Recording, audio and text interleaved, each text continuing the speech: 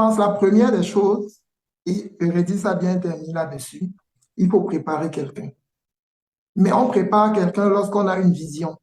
Or, la plupart du temps, ceux qui créent des entreprises, des TPE, des PME, ils n'ont pas cette vision-là au départ. Peut-être qu'il a une opportunité, comme on en rencontre beaucoup, ça marche et puis il se lance là-dedans. Mais comme je l'ai dit tantôt, une fois que l'entreprise est créée, qu'elle est en activité, il faut penser plus loin que soi. Donc, on doit commencer à se dire, voilà ce que je fais, horizon 5 ans, 10 ans, 15 ans, voilà où je veux que mon entreprise se retrouve.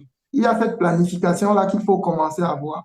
Or, plusieurs entrepreneurs fonctionnent au jour le jour. Il va vers la banque ou vers un investisseur potentiel parce qu'aujourd'hui, une opportunité lui est tombée sur la tête, il n'était pas préparé et il a besoin d'argent. À un moment, il faut être ordonné, structuré, grandir en suivant certaines étapes. C'est la première des choses. La deuxième des choses, Eurydice a parlé du point financier. C'est pareil. Si tu te dis que ton entreprise doit aller à 15 ans se retrouver à tel niveau, il faut bien que dès aujourd'hui, tu commences à mettre, par exemple, de l'argent. En même temps que tu prépares quelqu'un, en même temps, tu épargnes comme tu le ferais pour un projet personnel. Donc, troisième chose, le développement de l'entreprise passe par le développement des individus. Ça veut dire que le promoteur qui a une vision sur 15 ans, sur 20 ans, il doit se former pour être à jour. Cédric a parlé tout à l'heure du crowdfunding. Je prends juste cet exemple. On a des entrepreneurs aujourd'hui qui ont 20 ans d'expérience, mais qui ne savent toujours pas qu'en restant chez eux dans un village, je ne sais pas, à Libreville, il peut arriver à trouver de l'argent jusqu'en Corée. Ça, c'est important si on veut se projeter, si on veut aller loin.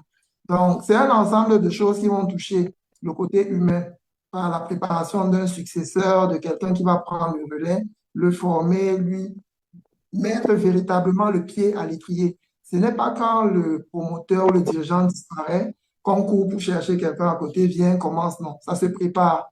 Financièrement, il faut être préparé. Ça veut dire la structure qui veut être pérenne doit se dire, OK, pour le moment, je loue mes locaux. Dans 5 ans ou dans 10 ans, je dois être propriétaire. Voilà l'évolution qu'on doit voir. Si c'est quelqu'un qui est dans le commerce, il faudrait que dans 15 ans, dans 20 ans, il soit au moins dans la semi-transformation. Donc, il n'achète plus en l'état pour revendre, mais il achète des matières déjà semi-transformées, il fait la transformation finale, il apporte une plus-value et il la met sur le marché. Voilà autant de choses qui peuvent permettre à nos entreprises de s'installer durablement et après de créer des multinationales, des mastodontes qu'on envoie ailleurs.